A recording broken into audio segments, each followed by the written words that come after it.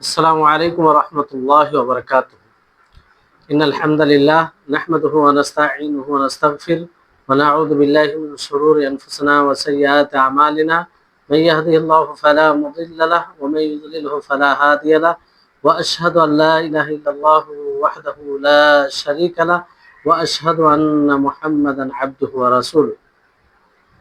أما بعد، رب اشرح لي صدري ويسر لي امري واحلل عقدة من لساني يفقهوا قولي رب زدني علما رب زدني علما। সম্মানিত উপস্থিতিগণ, প্রশংসা গুণগান সেই মহান আল্লাহ তাবারক ওয়া তাআলার জন্য, যিনি আমাদের সকলকে আজ শেখুল ইসলাম ইবনে তাইমিয়া রাহিমাহুল্লাহর একটি অন্যতম বই আল আকিদাতুল ওয়াসিতিয়া তার 20তম ক্লাসে আমাদের সকলকে উপস্থিত হওয়ার তৌফিক দিয়েছেন। তারপরে আমাদের সকলের প্রাণপ্রিয় নবী করিম মুহাম্মদ মুস্তাফা সাল্লাল্লাহু আলাইহি ওয়াসাল্লাম ওনার উপর অসংখ্য শান্তির ধারা বর্ষিত হোক। আল্লাহুম্মা সাল্লি আলাইহি আল্লাহুম্মা বারিক আলাইহি। সম্মানিত উপস্থিতিগণ, আমরা আমাদের যে বিষয়ে চলমান কথা ছিল সেটি হচ্ছে কোরআন। কোরআন আল্লাহ তাআলার কালাম। এই বিষয়ে আহলুস সুন্নাহ ওয়াল জামাতের কি আকীদা সেটা বলা হয়েছে। এখন বিষয়টি আসছে যে মুতাজিলা এই ব্যাপারে কি ধারণা রাখে। এদের কথাটা বলতেই হয়, কারণ এই বিষয়ে তারা বড় সুস্পষ্ট পথভ্রষ্টের পথভ্রষ্টের পথে রয়েছে, সহি পথে সঠিক পথে তারা নেই। তো সেটা আমাদের জানা দরকার যে তারা কি দিয়ে দলিল দেয়, যাতে আমরা তাদের ফাঁদে না পড়ে যাই। মুতাজিলা তারা বলে কোরআন মাখলুক, নাউজুবিল্লাহ, তারা এটা আকীদা রাখে, আর তারা বলে এটা আল্লাহর কালাম নয়। কোরআনের ব্যাপারে অনেক সময় হয়তো আমাদের মধ্যে কেউ ভাবতে পারে যে এটা কি এমন একটা বিষয়, কোরআনকে আল্লাহ তাআলার কালাম বলুক মাখলুক বলুক, কোরআন কোরআন, এতে সমস্যাটা কি? অনেকে ভাবতে পারে না, এটা ছোট বিষয় নয়। আপনি যদি মাখলুক বলেন তাহলে এমন তার সাথে বিষয় জড়িয়ে যাবে যেটা আপনাকে কুফরি পর্যন্ত নিয়ে যাবে, যেটা সুস্পষ্ট কোরআন ও হাদিস বিরোধী। শরীয়তের যে নীতিমালা রয়েছে আকীদা, তার বিরুদ্ধে যাবে অনেক বিষয়। ফলে এর ব্যাপারে সুস্পষ্ট ধারণা থাকা আমাদের জরুরি, যেটা কোরআন, আমরা যদি আল্লাহ তাআলার কথাকে মাখলুক বলি, মাখলুক এক জিনিস আর আল্লাহ তাআলার কালাম এক জিনিস, দুটো এক নয়, পৃথক, আলাদা আলাদা, দুটোকে এক করতে পারি না। আমরা কি করে আল্লাহ তাআলার সিফাতকে আল্লাহ তাআলার মাখলুক বলতে পারি? মাখলুক মানে আল্লাহ তাআলার সৃষ্টি, আল্লাহ তাআলার সিফাত বলতে আল্লাহ তাআলার তার অন্তর্ভুক্ত, সেটা তার একটা গুণ, যেটা গুণ হয় সেটা তার সত্তা থেকে হয়। জি, গুণের মধ্যে ভাগ আছে, যেমন কর্মগত গুণ এবং সত্তাগত গুণ। তো যাই হোক, গুণটা হচ্ছে সেই সত্তা থেকেই আসে, আর মাখলুক তার বাইরের জিনিস, সৃষ্টি করেন আল্লাহ তাআলা। তো আমরা আল্লাহ তাআলার বাণীকে কি করে মাখলুক বলতে পারি? কিন্তু মুতাজিলা পথভ্রষ্ট দল তারা এই আকীদা পোষণ করে যে কোরআন আল্লাহ তাআলার মাখলুক, আর তারা দলিল দেয় আল্লাহ তাবারক ওয়া তাআলার এই বাণী থেকে, যে আল্লাহ তাআলা বলেন সূরা জুমারের ৬২ নম্বর আয়াতে, আল্লাহু খালিকু কুল্লি শাইইন ওয়া হুয়া আলা কুল্লি শাইইন ওয়াকিল, যে আল্লাহ তাআলা প্রত্যেকটা জিনিসের স্রষ্টা, তিনি প্রত্যেকটা জিনিসকে সৃষ্টি করেছেন। ওয়া হুয়া আলা কুল্লি শাইইন ওয়াকিল, আর তিনি প্রত্যেকটা জিনিসের উপরে ওয়াকিল, অভিভাবক। তো আল্লাহ তাআলা প্রত্যেকটা জিনিসকে সৃষ্টি করেছেন। তো মুতাজিলা তারা বলতে চাইছে যে কোরআন একটা সেই জিনিস, আর জিনিসের মধ্যে সবকিছুই শামিল। তো এই ব্যাপকতার মধ্যে কোরআনও চলে আসে। কুল্লি সেই, প্রত্যেকটা জিনিসকে আল্লাহ তাআলা সৃষ্টি করেছেন, তার মানে কোরআনকে আল্লাহ তাআলা সৃষ্টি করেছেন। তাদের এই দলিল, এইভাবে তারা দলিল উপস্থাপন করে, আল্লাহু খালিক, আর আল্লাহ তাআলা খালিক, স্রষ্টা, আর আল্লাহ তাআলা ব্যতীত যা আছে তারা মাখলুক। তাহলে দেখুন, তারাও কিন্তু কোরআন থেকে দলিল দেয়। এখান থেকে একটা বিষয় আপনারা উপলব্ধি করছেন মনে হয়, কিংবা আমাদেরকে বোঝা উচিত যে কোরআনের দলিল হলেই কেউ যদি দলিলদের দোহাই দিয়ে কথা বলে, তার মানে এটা নয় যে সেই কথাটি সঠিক হবে, জরুরি নয়। কোরআনের উদ্ধৃতি দিয়ে হাদিসের উদ্ধৃতি দিয়ে বললেই যে সেটা সঠিক হয়ে যাবে, এটা জরুরি নয়। অনেক সময় ভুল দলিল উপস্থাপন করা হয়। এই জন্য জরুরি আপনার দলিল, আপনার কথা দলিল সম্মত, দলিল আপনার বিষয়কে সমর্থন করে। এটা কি থেকে বুঝবেন? এর মানদণ্ড কি? সাহাবায়ে কেরাম থেকে। সাহাবায়ে কেরাম কি এই দলিল থেকে এটাই বুঝেছেন? আমাদের সালাফে সালেহিন কি এই দলিল থেকে এটাই বুঝেছেন?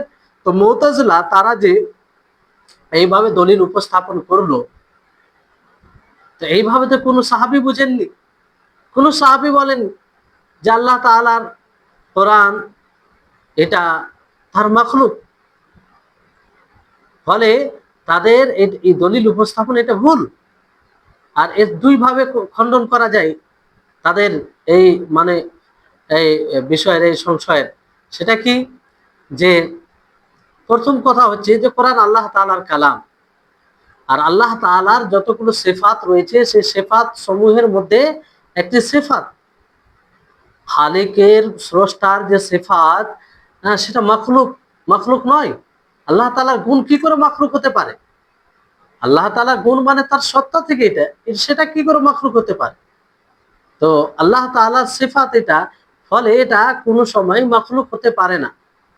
আর কোরআন আল্লাহ তাআলার কালাম, তিনি নিজেই একাধিক আয়াতে বলেছেন। দ্বিতীয় বিষয় হচ্ছে যে কুল্লি সেই, এইরকম তাহবির যদি মানে ব্যাপকভাবে আছে, অন্য অন্য জায়গায় তো আছে, তো সেই আম ব্যাপক থেকে খাস করা যায়। যেমন আল্লাহ তাআলা সমস্ত জিনিসকে সৃষ্টি করেছেন, তো সমস্ত জিনিসকে সৃষ্টি করেছেন, তার মধ্যে খাস যেগুলো হয়ে যাবে যে আল্লাহ তাআলার সিফাত, তার কেন এটা সৃষ্টি হবে? তার তো সত্তার সাথে সম্পৃক্ত। তো এটি মানে সৃষ্টি নয়। যেমন মালাকা সাবা, সাবা যে রানী ছিল, সাবা মালাকা ছিল, তার ব্যাপার আল্লাহ তাআলা কি বলেন? ওয়া উতি মিন কুল্লি শাই, যে তাকে প্রত্যেকটা জিনিস দেওয়া হয়েছে। সূরা নামালের 23 নম্বর আয়াত। তো বলুন যে আল্লাহ তাআলা কি তাকে সবকিছু দিয়েছিলেন? অনেক জিনিস আল্লাহ তাআলা তাকে দেয়নি, মানে তা থেকে অনেক জিনিস খাস করে নেওয়া হয় যেটা দেওয়া হয়নি। তো আল্লাহ তাবারক ওয়া তাআলা তিনি বলেন খালিকু কুল্লি শাই, প্রত্যেকটা জিনিসকে সৃষ্টি করেছেন আল্লাহ তাআলা, প্রত্যেকটা জিনিসের স্রষ্টা। আম ভাবে ব্যাপক সঠিক, কিন্তু কিছু খাস বলতে মানে খাস নেওয়া যায়। তো আল্লাহ তাবারক ওয়া তাআলা সিফাত গুণ, সেটা আল্লাহ তাআলার মাখলুক কি করে হতে পারে? হ্যাঁ, কিংবা কিছু কিছু জিনিস আছে যেটা আল্লাহ তাআলার সৃষ্টি নয়, বরং তার গুণ। জি। এবারে এখানে বিষয় হচ্ছে যে যদি কোনো ব্যক্তি বলে যে এখানে কোরআন সম্পর্কে মুনাজ্জাল বলা হয়েছে আর মাখলুক, দুটোর মধ্যে পার্থক্য আছে কি নেই? অবশ্যই পার্থক্য আছে। মুনাজ্জাল মানে যেটা নাজিলকৃত, নাজিল করা হয়েছে, আর মাখলুক মানে সৃষ্টি। মাখলুক মানে সৃষ্টি। এতটা পার্থক্য আছে যে কারণে ইমাম আহমদ বিন হাম্বল রাহিমাহুল্লাহ তিনি বড় পরীক্ষার সম্মুখীন হয়েছিলেন, তিনি বড় বিপদের সম্মুখীন হয়েছিলেন, তেনাকে অনেক কষ্টের সম্মুখীন হতে হয়েছে, অনেক কষ্ট তিনি করেছেন। তারপরও তিনি হকের ওপরে অনড় ছিলেন। কোরআনকে তিনি আল্লাহর সিফাতি বলেছেন, আল্লাহ তাআলার কালামই বলেছেন, আল্লাহ তাআলার মাখলুক বলেননি। যদি কোনো পার্থক্য না থাকতো, তো ইমাম আহমদ বিন হাম্বল যিনি ইমামুস সুন্নাহ, যার ব্যাপারে সালাফগণ বলেছেন যে আবু বকর রাদিয়াল্লাহু তাআলা আনহুর দ্বারাই ইসলামের হেফাজত হয়েছে। যখন মানুষ মুরতাদ হতে আরম্ভ করে, আর অনুরূপভাবে পরবর্তী সময়ে ইমাম আহমদ বিন হাম্বল রাহিমাহুল্লাহ, তার দ্বারাই সহযোগিতা করা হয়েছে ইসলামকে। যে কোরআন যদি ওই সময় ইমাম আহমদ বিন হাম্বল অন্য আলেমদের মতো তাবিল করে যদি এই কোরআনকে মাখলুক বলে দিতেন, তাহলে হয়তো সকলে সে সময় গুমরার পথে থাকত। তো তিনি এত বড় পরীক্ষার সম্মুখীন হয়েছে, বড় জুলুম করা হয়েছে, বড় অন্যায় করা হয়েছে। তার যদি ইতিহাস পড়েন দেখেন তো বড় অবাক হবেন। আল্লাহ তাআলা ওনাকে জাযায়ে খায়ের দান করুন। তিনি আমাদের উপরে এই কষ্ট করে হকের উপরে অনড় থেকে বড় ইহসান করেছেন, পাপ থেকে বাঁচিয়েছেন, বড় ইহসান করেছেন তিনি। আল্লাহ তাআলা ওনার উপরে রহমত বর্ষণ করুন, ওনার কবরকে প্রশস্ত করুন, ওনাকে জান্নাতুল ফিরদাউস দান করুন। তো এটা অনেক পার্থক্য আছে এর মধ্যে। আর মুনাজ্জাল যখন বলা হবে, মুনাজ্জাল মানে যেটা কোরআন নাজিল হয়েছে। আল্লাহ তাআলা বলেন যেমন তাবারাকাল্লাযী নাযালাল ফুরকানা আলা আবদিহি, যে বরকতময় ওই সত্তা যিনি ফুরকানকে তার বান্দার উপরে নাজিল করেছেন। ফুরকান কোরআনকে, যেটা হক ও বাতিলের মধ্যে পার্থক্য করে। এখানে নাজ্জালাল ফুরকানা বলেছেন, মুনাজ্জাল যে নাজিল করা হয়েছে না মুনাজ্জাল। আর মাখলুক যদি বলা হয় কোরআনকে, তাহলে এটা কত বড় বিষয় হবে দেখেন। মাখলুক যদি বলা হয় তো এতে কোরআনকে মিথ্যা প্রতিপন্ন করা হবে। সর্বপ্রথম কোরআনকে মিথ্যা প্রতিপন্ন করা হবে, কোরআনকে মিথ্যা বলে সাব্যস্ত করা হবে। কারণ আল্লাহ তাআলা তিনি বলছেন ওয়া কাযালিকা আওহাইনা ইলাইকা রূহাম মিন আমরিনা, সূরা সূরার 52 নম্বর আয়াত, যে এরকম ভাবে আমি আপনার উপরে ওহী করেছি, হ্যাঁ, যেটা আমার হুকুম থেকে, মানে রূহাম মিন আমরিনা। তো এখানে আল্লাহ তাআলা ওহী রাসূলের দিকে করেছেন।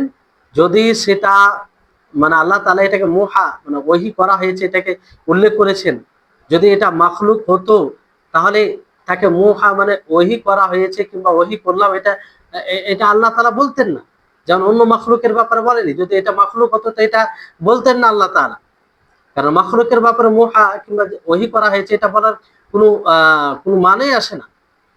তো এখান থেকে স্পষ্ট হচ্ছে যে এটা মাখলুক নয়, মাখলুক নয়। কারণ আল্লাহ তাআলা তিনি কথা বলেন, তিনি কথা বলেন, বাস্তব তিনি কথা বলেছেন। কোরআন মানে আল্লাহ তাআলার কালাম, আল্লাহ তাআলার বাণী।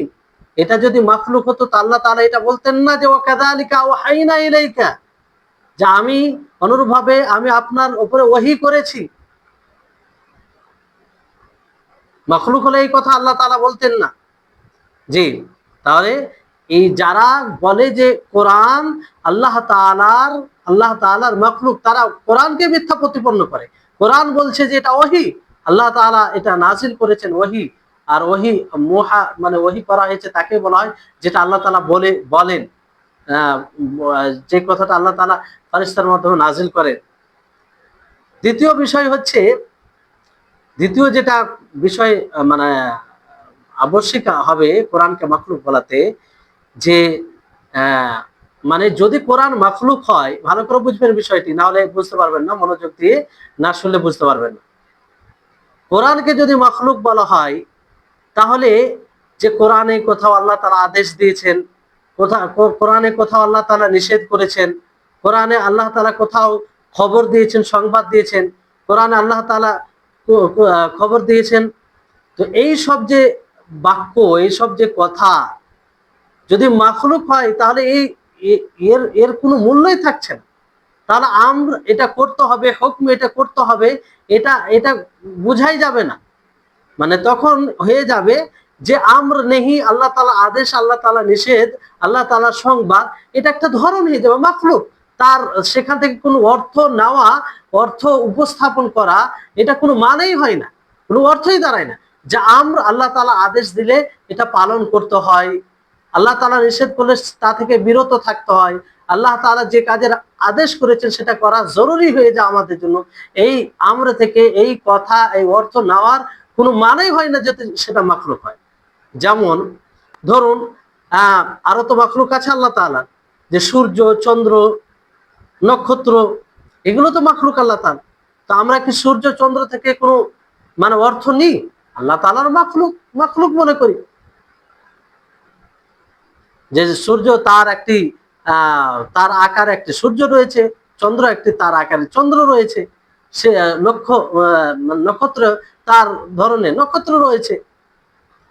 এরকমই আমর নেহি, যে আল্লাহ তাআলার আদেশ, আল্লাহ তাআলার নিষেধ, আল্লাহ তাআলার খবর, হ্যাঁ, এগুলোর ব্যাপারে এটাই হতো যে এটা একটা মাখলুক, এটা একটা ধরন। তো তা থেকে যে আল্লাহ তাআলা হুকুম দিলে সেটা করতে হয়, আল্লাহ তাআলা নিষেধ করলে তা থেকে বিরত থাকতে হয়, এই অর্থটা নেওয়ার কোনো সুযোগই আসে না যদি কোরআনকে আল্লাহ তাআলার মাখলুক বলা হয়। কারণ এটা মাখলুক। আপনি এই কথা কোথা থেকে বের করছেন? অন্য মাখলুকের মতো এটাও মাখলুক।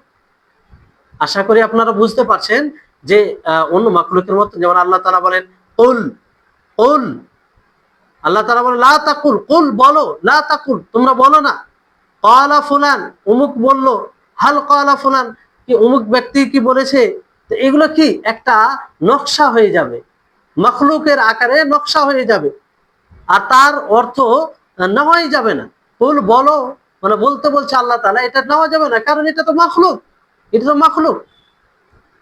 ফলে আল্লাহ তাবারক ওয়া তাআলার আদেশ, আল্লাহ তাবারক ওয়া তাআলার নিষেধ, আল্লাহ তাআলার খবর সংবাদ, আল্লাহ তাআলার এগুলো একটা মানে নকশার মতো হয়ে যাবে, যার কোনো লাভ উপকারিতা থাকবে না।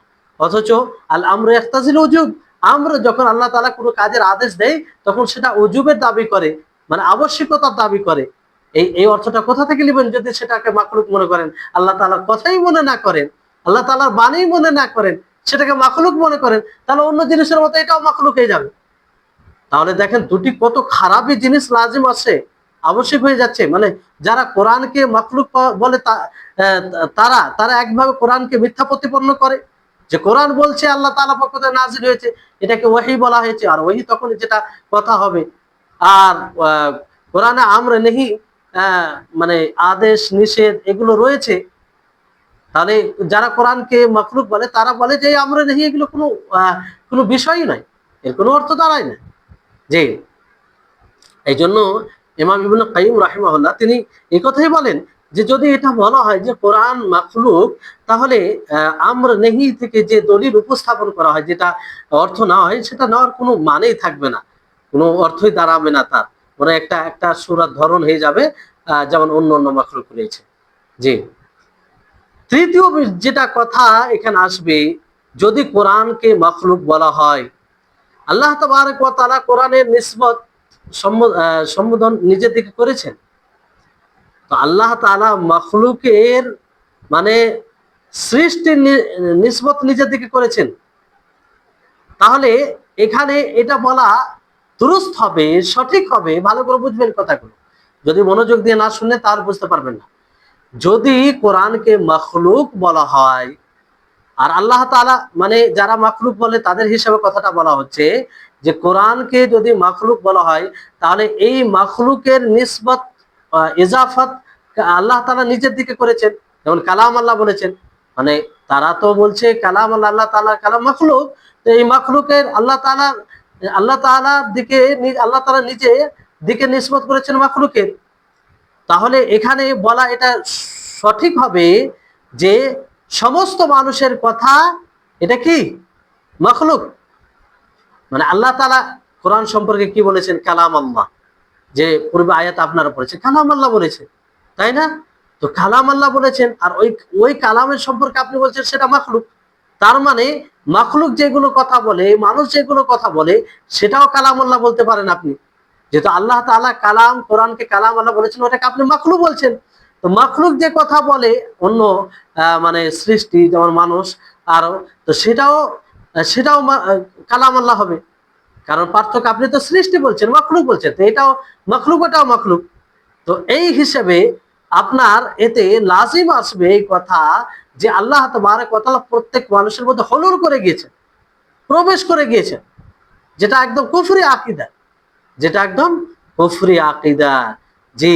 তাহলে এখান থেকে এটা স্পষ্ট হচ্ছে যে কোরআনকে মাখলুক বলা বাতিল, বাতিল, বাতিল। এই তিনটি কারণে, মজবুত কারণ, যে কারণে কোরআনকে আমরা মাখলুক বলতে পারি না। আরো অনেক কারণ হতে পারে, কিন্তু তিনটি মজবুত কারণ। আর আপনারা আশা করি বুঝতে পেরেছেন। যাই হোক, এই তিনটি কারণ আপনাদেরকে বলা হবে। তারপরে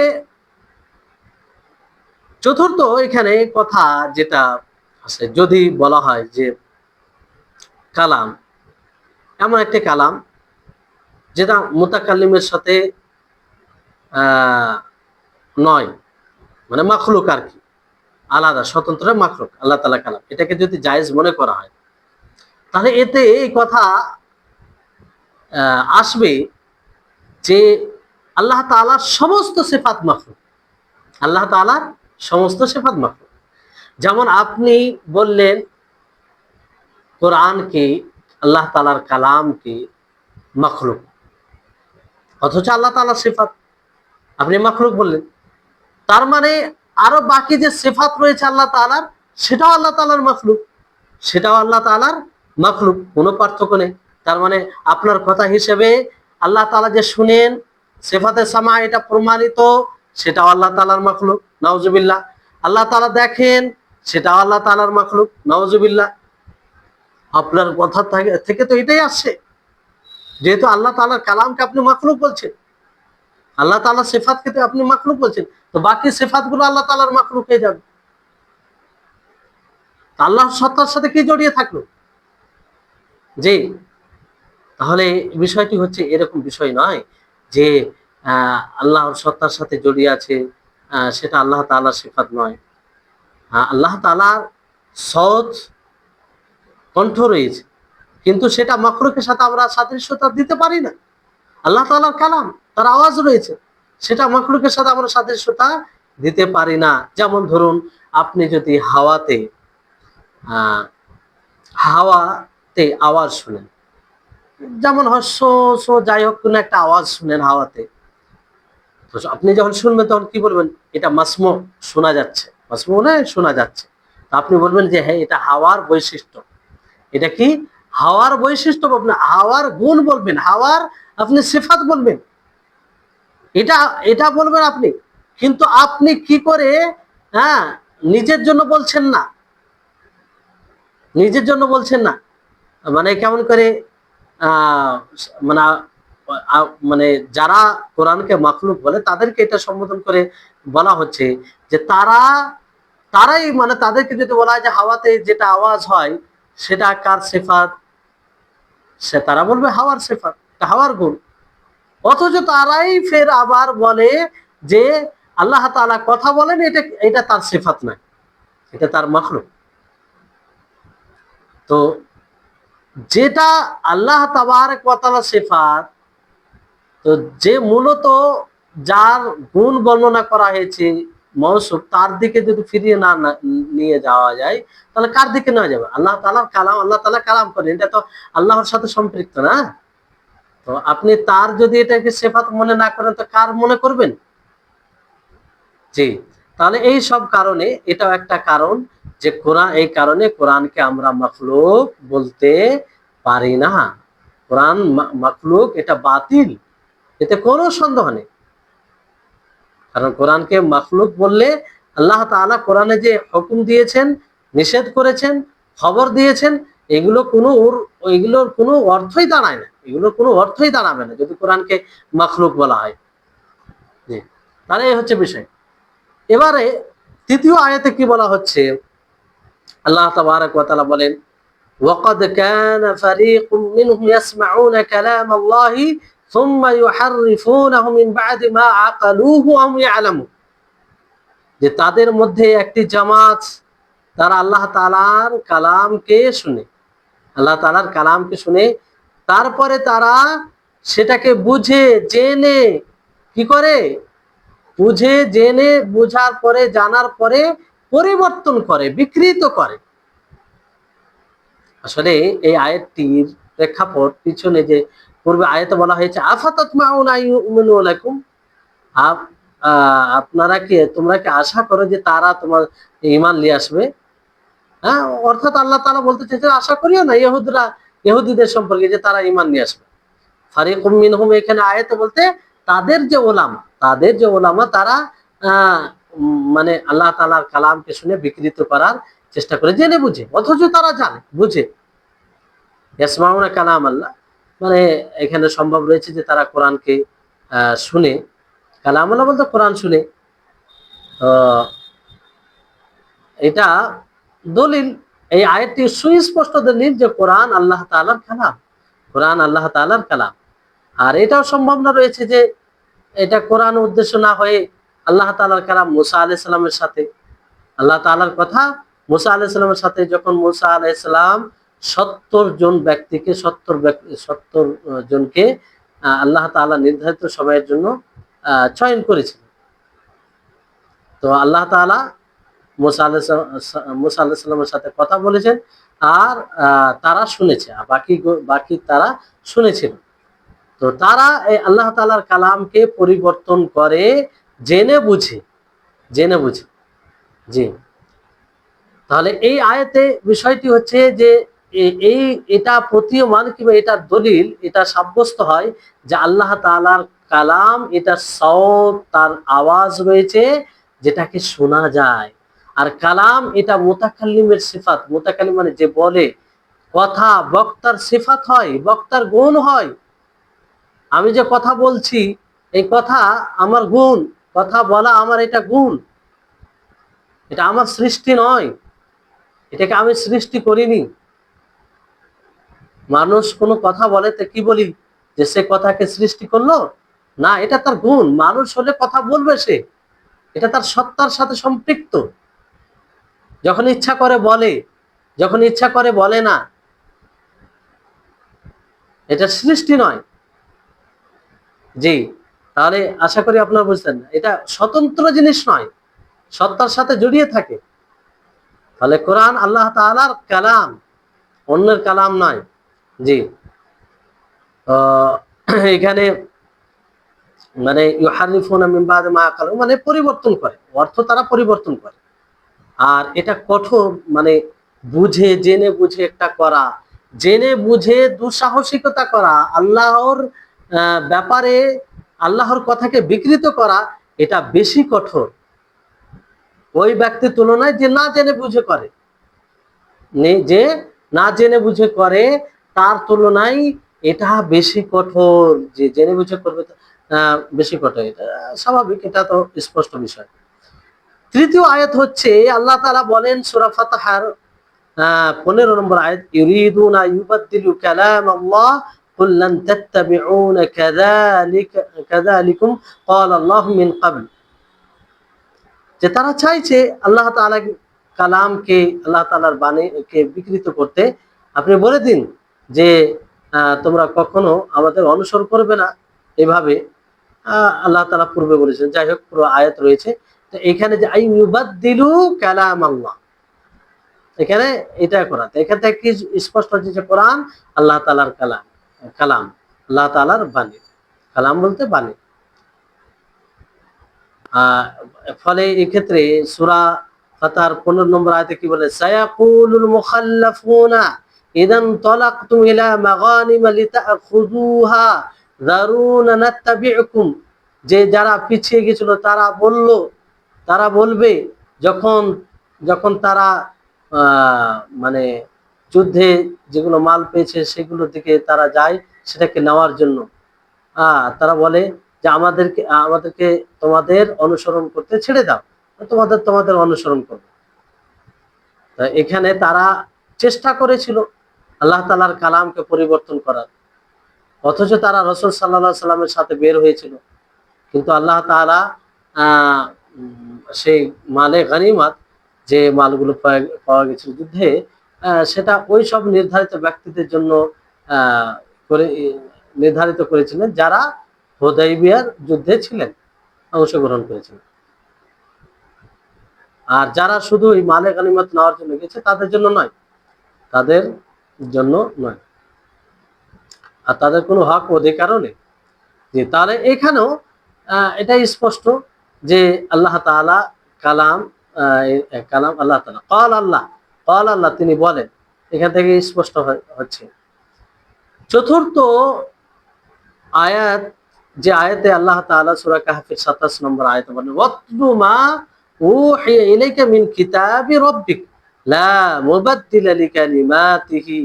आप तिलावत कीजिए जो आप पर वही किया गया मिन किताबि रब्बिक, আল্লাহ তাআলার কিতাব থেকে, তোমার রবের কিতাব থেকে, যে যে যার কালিমাকে, যার কথাকে পরিবর্তন করনেওয়ালা কোনো জিনিস নেই, মানে পরিবর্তন করবে এটা।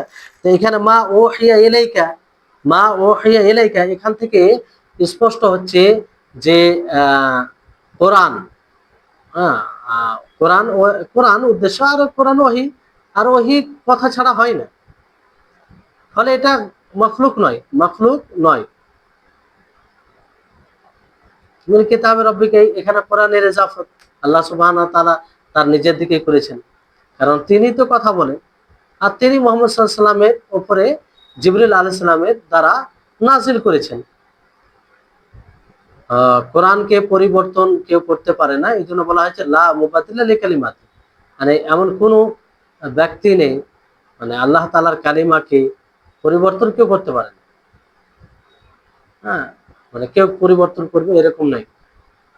আল্লাহ তাআলা মানে আল্লাহ তাআলা তিনি এক আয়াতের পরিবর্তে আরেকটা আয়াত নিয়েছেন, কিন্তু অন্য কেউ পারবে না এটা। যেমন আল্লাহ তাআলা বলেন ওয়াইদ বাদদালনা আয়াতাম মাকানা আয়াতিন ওয়াল্লাহু আ'লামু বিমা ইউনজিলু ক্বালু ইন্নামা আনতা মুফতারিন বাল আকতারুহুম লা ইয়ালামুন।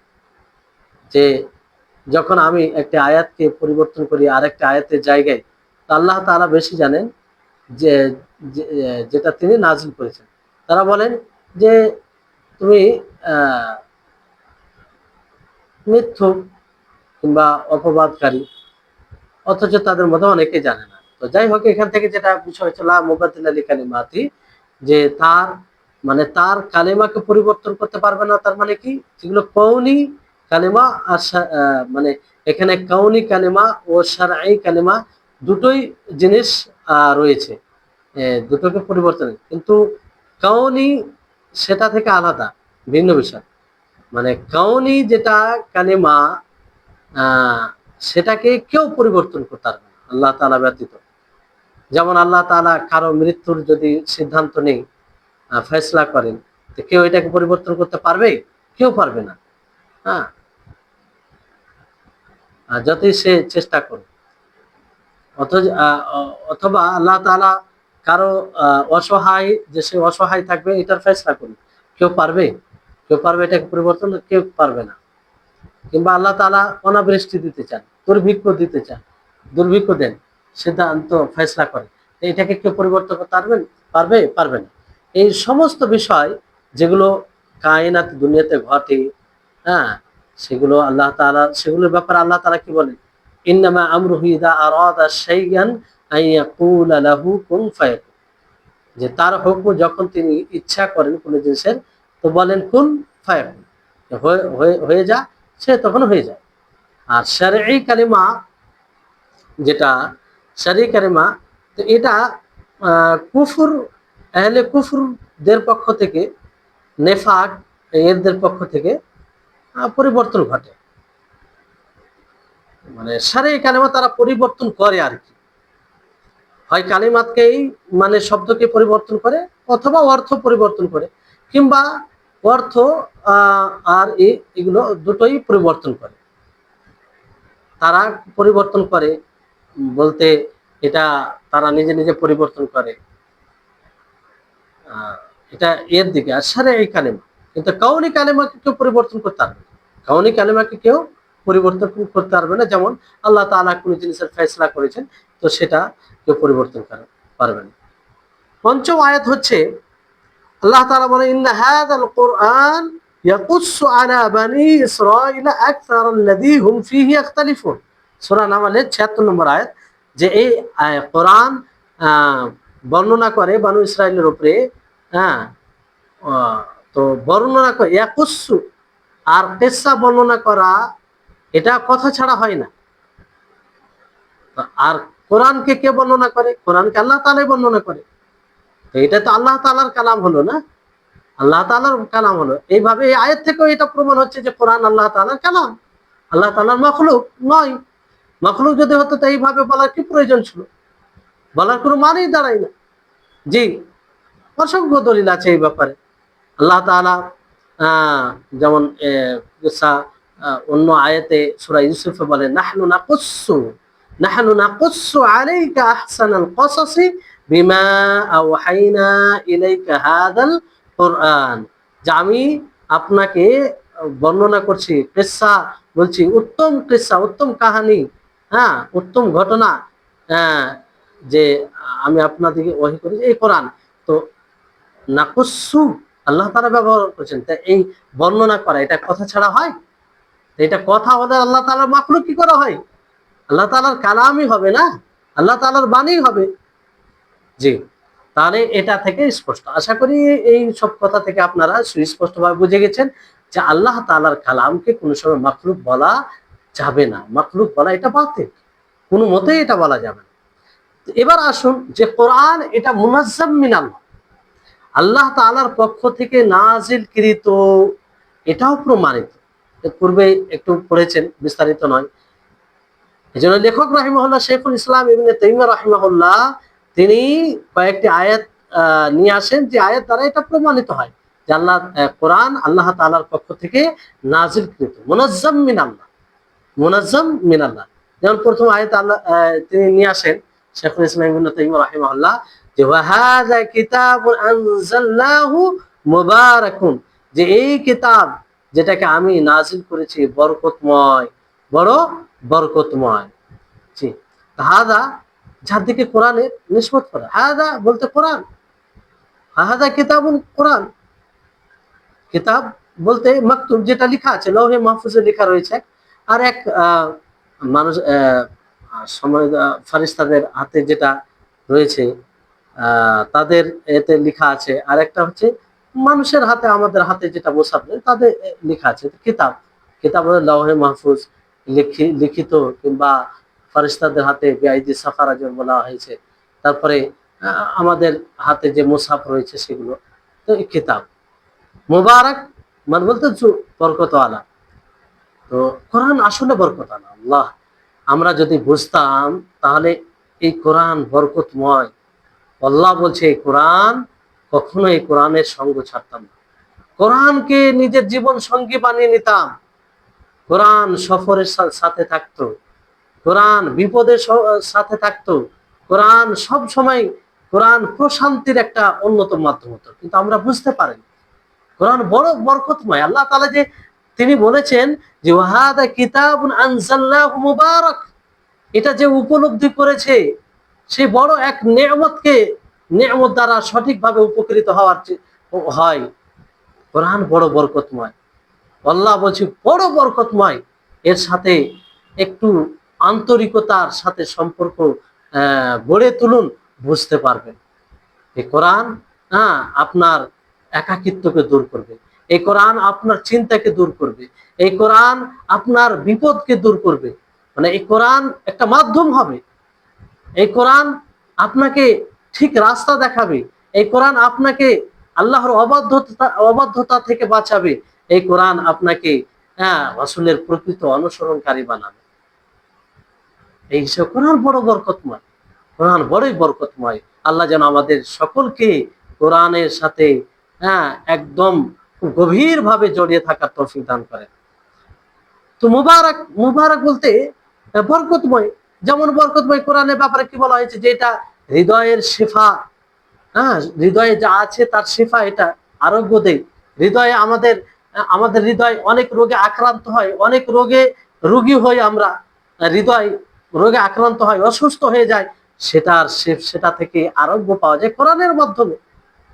যখন মানুষ পড়ে, খুব চিন্তা ভাবনা করে, তখন এই হৃদয় অসুস্থতা থেকে আরোগ্য লাভ করে, রোগ থেকে আরোগ্য লাভ করে।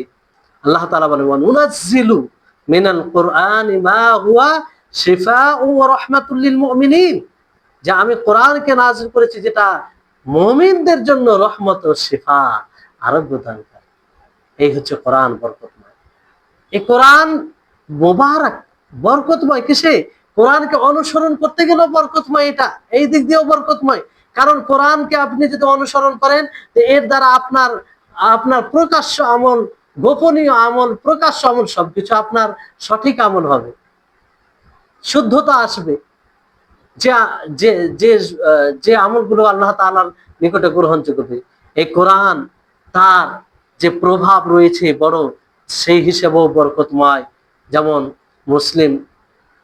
মুসলিমরা যে কাফেরদের সাথে জিহাদ করে, সংগ্রাম করে, যে সব কাফেররা মুসলিমদের ক্ষতি করে, মুসলিমদেরকে শেষ করে মুসলিমদের পিছনে লেগে থাকে, তো আল্লাহ তাআলা কি বলেন, ওয়াজাহিদহুম বিহি জিহাদান কাবীরা, যে তোমরা তাদের সাথে যুদ্ধ করো, বড় যুদ্ধ করো। এখানে কি তাদের মানে যারা আক্রমণ করে মুসলিমদেরকে, মুসলিমদের পিছনে লেগে থাকে তাদের ব্যাপার, আর যারা সুলার সাথে থাকে, চুক্তির মাধ্যমে থাকে, ওদের ব্যাপারে না। তো আল্লাহ তাআলা কি বলেন, আল্লাহ তাআলা এই কথা বলেন, তার মানে কি এর এর বদৌলতে কি হচ্ছে দেখেন, যে ইসলাম যেটা একটা ছোট্ট একটা জায়গায় ছিল, কিন্তু এটার উপর আমল করা করতে পুরো বিশ্বে ইসলামের যে ছায়া, ইসলামের আলো ছড়িয়ে পড়েছে। আজকে সারা বিশ্বে দুনিয়ার প্রান্তে প্রান্তে এই দাওয়াত পৌঁছেছে, সব জায়গায় ইসলামের সুগন্ধি আছেই। তো এটা বরকত, এই দিক দিয়ে বরকত। কোরআন এই দিক দিয়ে বরকত, যে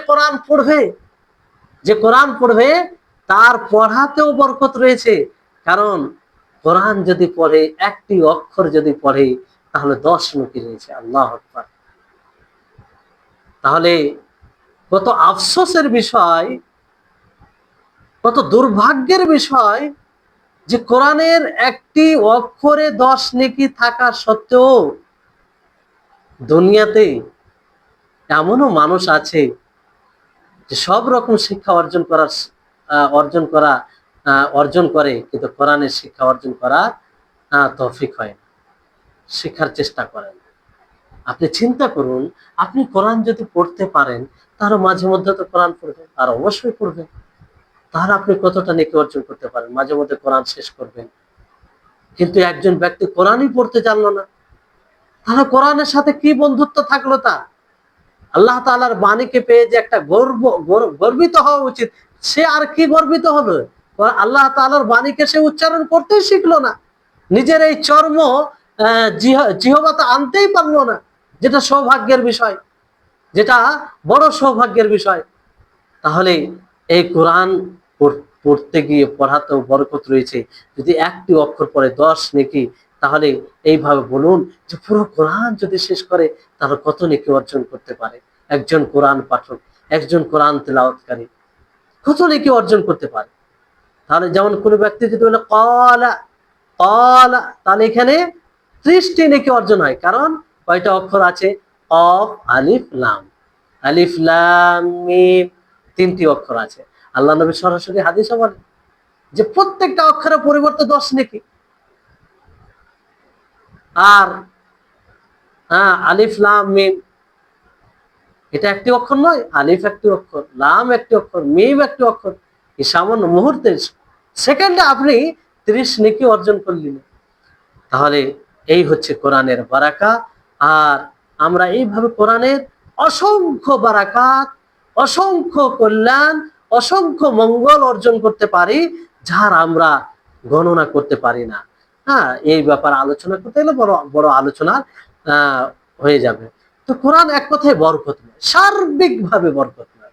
কোরআন সার্বিকভাবে বরকতময়, বরকতের বারাকার সমস্ত জিনিসকে অন্তর্ভুক্ত করে এই কোরআনুল আযীম, যেটা আল্লাহ তাআলার কালাম, আল্লাহ তাআলার বাণী। তো এইখানে যেটা মাহল্লে শাহিদ বলতে যেটা আসল বিষয় বলার হচ্ছে, যে আনজালনাহু, আমি এটাকে নাজিল করেছি।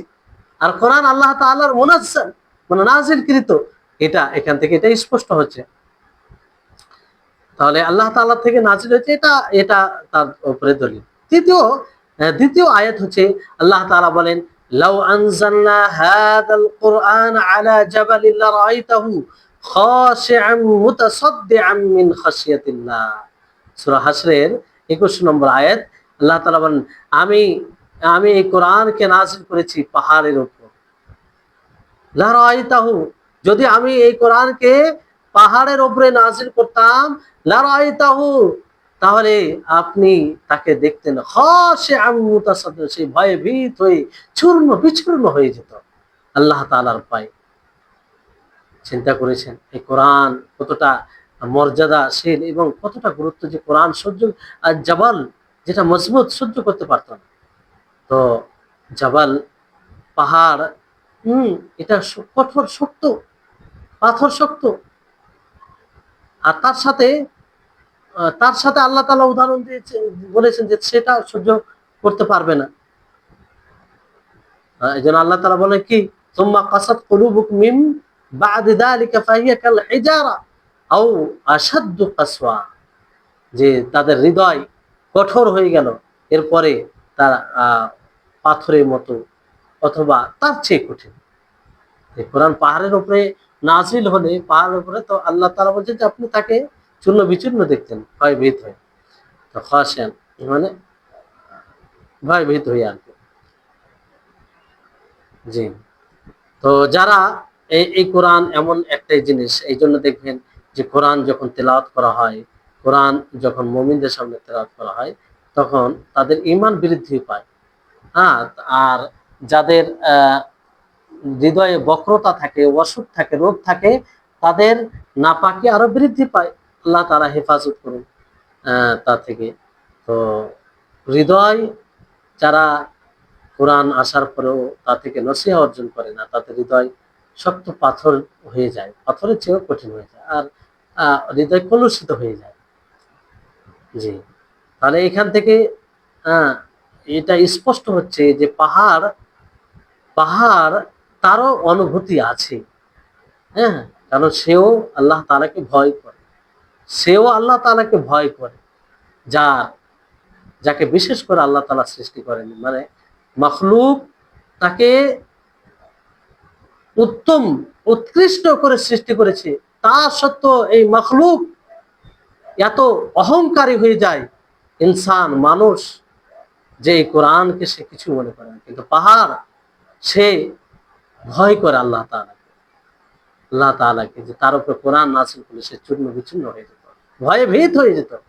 কিন্তু মানুষ কতটা নিচে নামলে এটা করে। পাহাড়ের অনুভূতি আছে, এটা অন্য জায়গা থেকেও এটা বোঝা যায়।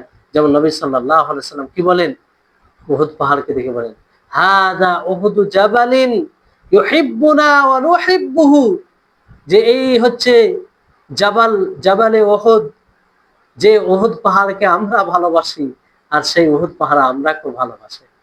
তাহলে এখান থেকে কি বোঝা যাচ্ছে যে তার অনুভব রয়েছে। তো এখান থেকে যারা মানে বোঝা, এখান থেকে এটাও বলা যেতে পারে যে তাদের উপরে খণ্ডন করা যেতে পারে যারা কোরআনকে মাজাজের অর্থ নেয়।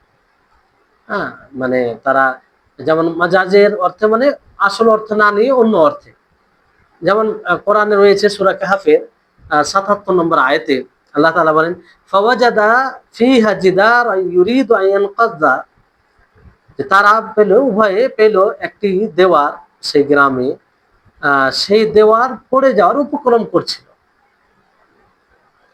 তো বলে, যদি বলে যে কেমন করে দেওয়াল উপক্রম করতে পারে, ইচ্ছা করতে পারে, এই কথা বলে, আশ্চর্যের বিষয়, কেন এই কথা বলবে? সুবহানাল্লাহ, এই কথা কেন বলবে? আল্লাহ তাআলা আলিম, তিনি খাবির, তিনি সবকিছু জানেন। দেওয়াল কি চায়, পাহাড় কি চায়, জড় বস্তু যার কোনো কিছুই নাই, আমাদের দৃষ্টিতে কিছু নাই, আমাদের জ্ঞানে কিছু নাই, কিন্তু আল্লাহ তাআলা সবকিছু জানেন। তো আল্লাহ তাআলা যদি এই কথা বলেন, তাহলে এটাকে আসল অর্থে না নিয়ে আমরা অন্য অর্থে কি করে নিতে পারি? আল্লাহ তাআলা তিনি জানেন যে হ্যাঁ, দেওয়ালের চেষ্টা থাকতে পারে, চেষ্টা থাকে বলে আল্লাহ তাআলা বলছেন। আল্লাহ তাআলা বলছেন ইউরিদু আন ইয়ানকাযা, যে দেওয়াল উপক্রম করলো, আর তুমি বলছো যে অল্প জ্ঞান, স্বল্প জ্ঞান অধিকারী হয়ে, যেটা আল্লাহরই দেওয়া, বলছো যে এটা কি করে বুঝে আসতে পারে, এটা কি করে বুঝে আসতে পারে, এটা কি করে হয়? এইভাবে বলা যায় না। তাহলে আহ এটা হচ্ছে যে আল্লাহ তাআলা বলেছেন, তো সেটা সত্য। আল্লাহ তাআলা সেই দেওয়ালে বিষয়টি বুঝতে পারতেন। যদি এটা বলে যে এটা কি করা হয়, আচ্ছা জিজ্ঞাসা যদি করা হয় যে এটা কি করা হয়, যারা বলে তাকে যে তোমাকে কতটা জ্ঞান দেওয়া হয়েছে, তো স্বাভাবিকভাবে সে উত্তর এটাই দেবে যে আল্লাহ তাআলা অল্প জ্ঞান দিয়েছেন, কারণ এটা কোরআন দ্বারা প্রমাণিত, আর এটা যুক্তিগত প্রমাণিত যে আল্লাহ তাআলা সামান্য জ্ঞান দিয়েছে। আল্লাহ তাআলা কতটা জ্ঞান কম দিয়েছে, যে মানুষ সমুদ্র থেকে গভীর, মানে গভীর থেকে এত খাজানা বের করছে, তারপরে বলছে, মানে তাদের ধারণা অনুযায়ী যে মাত্র আমরা 5% মানে সন্ধান পেয়েছি। তাদের ধারণা এটা 5% হবে কিনা এটারও চিন্তা, তাদের ধারণা অনুযায়ী এই দাবিও ভুল হতে পারে। তাহলে কত স্বল্প জ্ঞান আল্লাহ তাআলা মানুষকে দিচ্ছে। তো সেই স্বল্প জ্ঞানে যদি মানুষ বলে যে না এই দেওয়াল কি করে চাইতে পারে, অথচ আল্লাহ তাআলা বলছেন যে দেওয়াল উপক্রম করলো। জি, তাহলে এগুলো হচ্ছে দুঃসাহসিকতা, জ্ঞানের অভাবের কারণ। অনুরূপভাবে এই কথা বলা যে মানে গায়েব, আল্লাহ তাআলা তো গায়েব জানেন, তিনি উপস্থিত সবকিছুকে জানেন। এই হিসাবে আল্লাহ তাআলা বলেন তো আমরা এটা বলতে পারি না যে দেওয়াল এটা করলো তো এটাকে আসল অর্থে নেওয়া যাবে না, এটা বলা যাবে না, এটা ভুল হবে। যদি এটার অন্য অর্থ নেওয়া হয় তো একভাবে কোরআনে যেটা বলেছে তাকে তার নাফি করা হবে, তার নাফি করা হবে। যেমন আল্লাহ তাআলা কি বলেন এই কথা, যে আল্লাহ তাআলা কি বলেন সূরা ইসরার 44 নম্বর আয়াতে বলেন যে তুসাব্বিহু লাহুস সামাওয়াতু সাব'উ ওয়াল আরদু ওয়া মান ফীহিন্না ওয়া ইম মিন শাইইন ইল্লা ইউসাব্বিহু বিহামদিহি ওয়ালাকিন লা তাফকাহুনা তাসবিহাহুম। যে আসমান ও জমিন এবং এই আসমান ও ভূখণ্ডে এবং তাতে যা কিছু আছে সকলেই আল্লাহ তাবারক ওয়া তাআলার পবিত্রতা ঘোষণা করেন। পবিত্রতা, কেউ এমন নেই যে আল্লাহ তাআলা পবিত্রতা ঘোষণা করে না, তাসবিহ পাঠ করে না, কিন্তু তোমরা তাদের তাসবিহকে বুঝতে পারো না। পাহাড় পর্বত নদী নদী গাছ বৃক্ষ সবকিছু আল্লাহ তাআলার তাসবিহ বর্ণনা করে, পবিত্রতা ঘোষণা করে। আল্লাহ তাআলার এটা মানে তিনি খবর দিয়েছেন, আমাদেরকে জানিয়েছেন। তাহলে এটাকে মানতে হবে। তো পাহাড় পর্বত যদি এগুলো করতে পারে, আমাদের বিবেক দ্বারা যদি এটা ভাবি, তাহলে এটা সম্ভব মনে হবে যে পাহাড় কি করে সে কথা বলতে পারে, আল্লাহ তাআলা কি করে সে তাসবিহ বর্ণনা করবে, পবিত্রতা ঘোষণা করবে। হ্যাঁ, আরো যে সব জড় বস্তুগুলো রয়েছে তাদের জন্য। তো সম্মানিত উপস্থিতিগণ, এখানে বুঝতে হবে যে কোরআন এমন একটি বিষয় যে অনেকে বলে যে কোরআনের তাসির হয় না, কোরআনের প্রভাব পড়ে না। তো কোরআনের প্রভাব না পড়লে যার মধ্যে এটা হবে তাকে নিজের নফসকে অপবাদ লাগানো উচিত। অবশ্যই তার মধ্যে কোনো ত্রুটি আছে, কোরআনের প্রভাব তার উপরে পড়ছে না, তার কারণ হচ্ছে এটাই যে কোরআনকে সেভাবে পড়ছে না, কোরআনকে বুঝছে না, কিংবা তার হৃদয়ে জং লেগে আছে, তার হৃদয় বুঝ শক্তি হারিয়ে ফেলেছে, তার সে এতটা পাপ করছে, এতটা গুনাহ করছে, এতটা আল্লাহর অবাধ্যতা করছে, ফলে কোরআনের প্রভাব তার উপরে পড়ে না। আল্লাহ তাআলা তো খবর দিয়েছেন যে কোরআনে এতটা প্রভাব যে পাহাড়ের মানে উপরে নাজিল হচ্ছে, ভয়ভীত হয়ে যায়। একজন মানুষের উপরে নাজিল হয়েছে, সে কোরআনকে যদি দেখে, ভালোভাবে পড়ে শুনে, তো সে ভয়ভীত হবে না? পাহাড়ের উপরে নাজিল হলে ভয়ভীত হয়ে যায়, চূর্ণ বিচূর্ণ হয়ে যায়। তো মানুষের হৃদয় বিগলিত হবে না, এটা কি করে হয়? এটা কি করে হয়? তো এই হচ্ছে বিষয়। তারপরে আপনার আহ তো তারপরে যে বিষয়টি আছে যে তৃতীয় চতুর্থ পঞ্চম আয়াত, সেখানেও এই কথা বলা হয়েছে যে ওয়াইদ বাদদালনা আয়াতাম মাকানা আয়াতিন ওয়াল্লাহু আলাম বিমা ইউনাজ্জিলু ক্বালু ইন্নামা আনতা মুফতারিন বাল আকসারুহুম লা ইয়ালামুন। এই তিনটি আয়াতে 101 থেকে 103 আয়াত, এখানে আল্লাহ তাআলা যা বলেছেন তা থেকে এটাই প্রমাণিত হয় যে কোরআন আল্লাহ তাআলা থেকে নাজিলকৃত। আল্লাহ তাআলা কি বলেন যে আমি একটি আয়াতের জায়গায় অন্য আয়াতটি নিয়ে আসবো, আর আল্লাহ তাআলা ভালো জানেন যেটা তিনি নাজিল করেন। তারা বলল যে আপনি বানিয়ে এটা বলছেন, আহ, অথচ তাদের মধ্যে অধিকাংশ তারা জানে না। আর এটাকে রূহুল কুদুস নাজিল করেছেন তার রবের পক্ষ থেকে, জিবরিল আলাইহিস সালাম, হক, যাতে যারা মুমিন তারা অনড় থাকে, ভালোভাবে এটাই করতে পারে, আর মুসলিমদের জন্য সুসংবাদ হয়। তারপর আল্লাহ তাআলা এটাও বলে যে আমি জানি যে তারা যেটা বলে সেটা কি বলে, যে তাকে কোনো মানুষ শিখে দেয় যার ভাষা আরবি নয়, আজমি, অনারব ভাষা, অথচ এটা সুস্পষ্ট আরবি ভাষা, কোরআনের ভাষা সুস্পষ্ট আরবি ভাষা, তারপরে তারা এই কথা বলে। তো যাই হোক, এক আয়াতের জায়গায় এক আয়াত পরিবর্তন করা, আর পরিবর্তন করা মানে রহিত করা, একটি আয়াতকে আর একটা আয়াত দ্বারা রহিত করা, মানে একটি হুকুম একটি আয়াতে দেওয়া হয়েছে, পরবর্তীতে আরেকটি হুকুম তার বিপরীতে নিয়ে এসে পূর্বের হুকুমকে বাতিল করে দেওয়া, আর এটাই কোরআনে প্রমাণিত আছে। আল্লাহ তাবারক ওয়া তাআলা তিনি প্রথমটাও নাজিল করেছেন, পরেরটাও নাজিল করেছেন।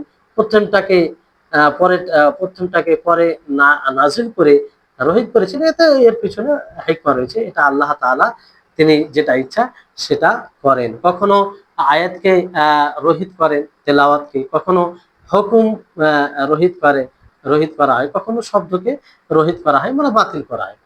আর এই ব্যাপারে আল্লাহ তাআলাই ভালো জানেন, আল্লাহ তাআলাই ভালো জানেন। জি, আল্লাহ তাআলাই ভালো জানেন। তো এই ব্যাপারে এরকম কথা যে এটা পরিবর্তন হচ্ছে, আল্লাহ তাআলা কেন করবে, এগুলো ঠিক না। কারণ আল্লাহ তাআলা এটাকে যেমন ইচ্ছা তেমন করেন। তো যাই হোক, এই আয়াতের পুরো ব্যাখ্যা এই আয়াতের মানে এই ক্লাসে সম্ভব নয়। ইনশাআল্লাহ আগামী ক্লাসে এর আলোচনা হবে। এইভাবে আমরা ধাপে ধাপে এগিয়ে যাব। আল্লাহ তাবারক ওয়া তাআলার কাছে দোয়া করি, আল্লাহ যেন আমাদের সকলকে আল্লাহ তাবারক ওয়া তাআলার সিফাত সম্পর্কে সঠিক ধারণা অর্জন করার তৌফিক দান করেন। আল্লাহ তাআলা আমাদের সকলের ইলমে বারাকা দান করেন। আল্লাহ তাআলা এই ইলমের ওসিলায় যেন আমাদের ঈমান আলোকিত হয়, আমাদের হৃদয় স্বচ্ছ হয়, আমাদের আমল স্বচ্ছ হয়। আমরা আমল যেন এক আল্লাহর জন্য এবং নবী সাল্লাল্লাহু আলাইহি সাল্লামের পদ্ধতি অনুযায়ী করতে পারি। আল্লাহ তাআলা আমাদের সকলকে সার্বিকভাবে তৌফিক দান করেন। ওয়া আখিরু দাওয়ানা আনিল হামদুলিল্লাহি রাব্বিল আলামিন। আসসালামু আলাইকুম ওয়া রাহমাতুল্লাহি ওয়া বারাকাতুহু।